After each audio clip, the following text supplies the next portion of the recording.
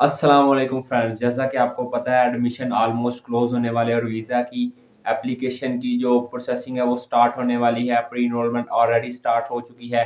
तो आज की इस वीडियो में हम बात करने वाले हैं सबसे इम्पोर्टेंट चीज़ वीज़ा डॉक्यूमेंट्स चेकलिस्ट के हवाले से। जो वीज़ा एप्लीकेशन फ़ाइल करने के लिए आपको डॉक्यूमेंट्स चाहिए, उसके अलावा बैंक स्टेटमेंट के हवाले से मैं बात करने वाला हूँ, वीज़ा रिजेक्शन के हवाले से बात करने वाला हूँ, अपॉइंटमेंट की अपडेट्स के हवाले से बात करने वाला हूँ और भी कुछ चीज़ें हैं जो आपसे डिस्कस करने वाला हूँ इस शॉर्ट सी वीडियो में, ताकि आपको वीज़ा प्रोसेस में आसानी हो और किसी भी मौके पर आपका कोई मिसगाइडेंस की वजह से आपका वीज़ा रिजेक्ट ना हो।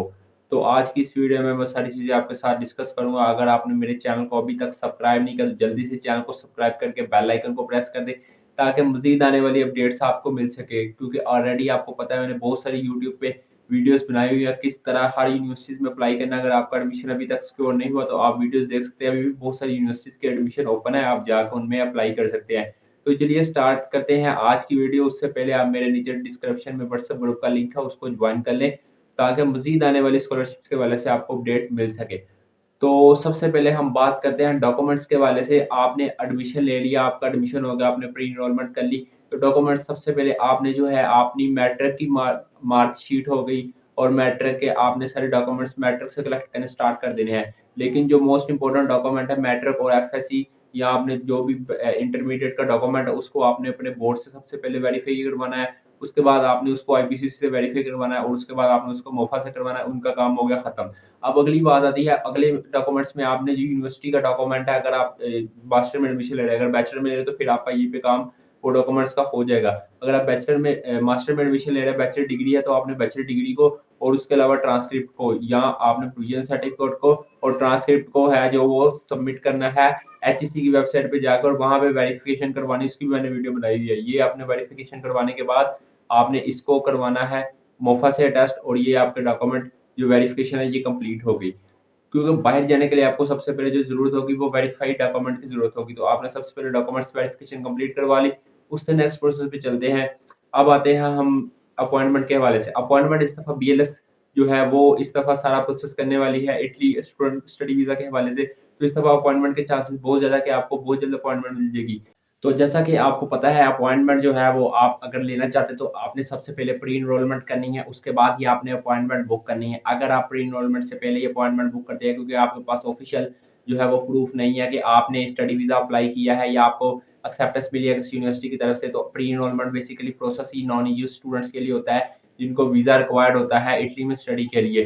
तो ये सारी चीज़ें हैं जो अपॉइंटमेंट के लिए ज़रूरी है। अब इसके बाद बात करते हैं हम बैंक स्टेटमेंट की, और हमारा जो सबसे इम्पोर्टेंट टॉपिक है डॉक्यूमेंट्स चेकलिस्ट के हवाले से, जिसकी वजह से आपका वीज़ा रिजेक्ट होगा या आपको वीज़ा मिलेगा। क्योंकि आपको पता है रिसेंट हिस्ट्री जो देखी जाए लास्ट 2 इयर्स की, बहुत सारे स्टूडेंट्स जो है इटली की तरफ आए हैं, और मैं स्पेशली आज स्कॉलरशिप्स के हवाले से भी आपको थोड़ी अपडेट दे दूँगा।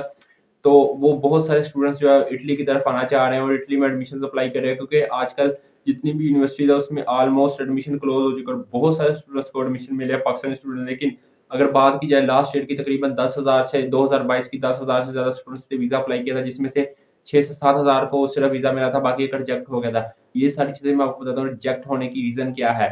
तो चलिए सबसे पहले हम बैंक स्टेटमेंट की बात कर लेते हैं। बैंक स्टेटमेंट की अगर बात की जाए, बैंक स्टेटमेंट का सबसे पहले अगर आपने अपना बैंक अकाउंट शो करवाना है या अपने पेरेंट्स का शो करवाना है, तो आपको उनके टैक्स रिटर्न वो फाइलर होना लाज़मी है। आप उनके टैक्स रिटर्न लाज़मी शो कराएँ। उनकी इनकम की जो सारी डिटेल है, बेसिकली प्रूफ ऑफ इनकम ही चीज़ है कि वो कहाँ से पैसा उनके बैंक अकाउंट में आ रहा है। और बहुत सारे स्टूडेंट्स जो है वो कहते हैं कि हम लास्ट 1-2 मंथ में किसी के पास अकाउंट खरीद लेंगे, जो अकाउंट बेचने वाले होते हैं, जो अकाउंट्स में पैसे ट्रांसफर कर देते हैं और लाख रुपए के पीछे कुछ पैसे चार्ज करते हैं और आपको बैंक अकाउंट बना के दे देते हैं। वो तो अपने पैसे चार्ज कर लेते हैं, लेकिन आपका जो वीज़ा है वो रिजेक्ट हो जाता है, क्योंकि एम्बेसी वाले इतने पागल तो नहीं है कि उन्हें इस चीज़ की समझ नहीं है आपके लास्ट 2 महीने में अचानक से इतने बैंक अकाउंट में पैसे आ गए, और उसके बाद आपका प्रूफ ऑफ इनकम भी नहीं है, और आपकी जो है वो जॉब टाइटल भी कोई अच्छा नहीं है, सैलरी स्लिप्स भी अच्छी नहीं है।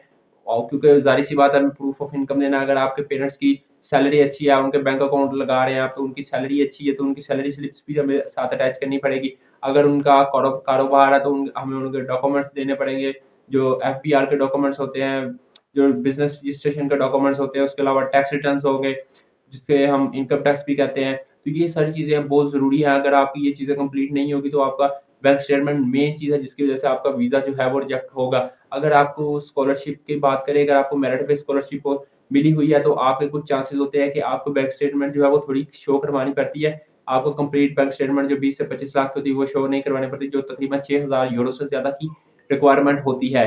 तो अगर आपको ऑलरेडी मेरिट बेस मिल जाती है, तो आपको इश्यू नहीं होगा।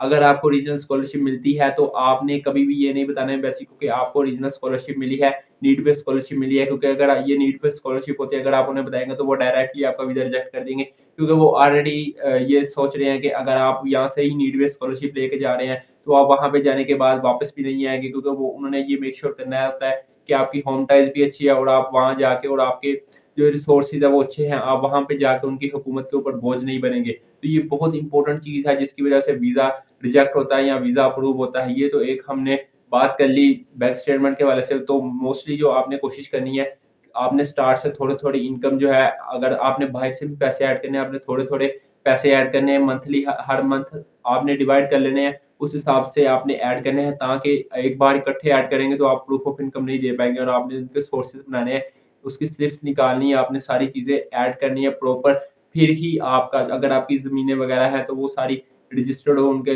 टैक्स वगैरह हो, और वो सारी चीज़ें आप फाइनल करने के बाद बैंक स्टेटमेंट बने, तो आपका वीज़ा इंशाल्लाह लाज़मी लगेगा। अब हम बात करते हैं स्कॉलरशिप के हवाले से। स्कॉलरशिप्स की जो सबसे इम्पोर्टेंट चीज़ है, वो regional based scholarship almost 99% students को मिलती ही मिलती है। लेकिन उसमें सबसे बड़ा जो इश्यू है, आप जब इटली चले जाएँगे, इटली जाने के बाद वहाँ की एम्बेसी में जाने के बाद, आप जो भी रीजन होगा उसमें, जैसे मिलान की एम्बेसी है, उस इस तरह डिफरेंट एम्बेसी, डिफरेंट आप जिस जिस रीजन में होगे, आपने वहाँ पे जाके हर एक रीजन की डिफरेंट स्कॉलरशिप आपने वहाँ पे जाकर अपने डॉक्यूमेंट सबमिट करने होते हैं।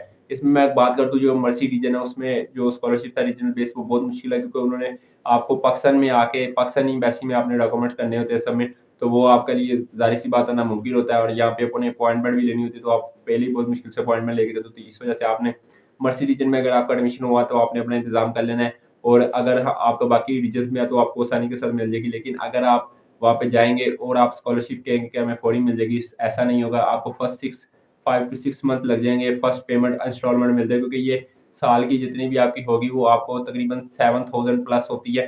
तो वो आपको 2 इंस्टॉलमेंट में मिल जाती है। इसके अलावा आपको फूड वाउचर्स मिल जाते हैं, जो होटल्स के रेंट होते हैं, जो वो आपके काट लिए जाते हैं। तकरीबन जो भी आपको स्कॉलरशिप मिलती है, वो वहीं पे चली जाती है। उसके अलावा आपको अपने पास से भी थोड़ा बहुत खर्चा करना पड़ता है। तो ये स्कॉलरशिप के हवाले से बात होगी। अब हम डॉक्यूमेंट चेकलिस्ट पे चले जाते हैं। डॉक्यूमेंट चेकलिस्ट पे चले जाए, तो एम्बेसी की सबसे पहले रिक्वायरमेंट होती है आइल्स। आइल्स आपने लाज़मी करना है। आइल्स के बगैर अगर आपका कम से कम कोशिश करें 5.5 से 6 स्कोर रखें, तो ये आपके लिए अच्छा होगा, आपका वीज़ा मिलने के चांसेस बहुत अच्छे होंगे। आपको एडमिशन मिल गया बगैर आइल्स के, लेकिन आपने आइल्स लाज़मी करना है, ताकि आपके सिक्योर हो सके, जो आपका वीज़ा जो है वो सिक्योर हो सके।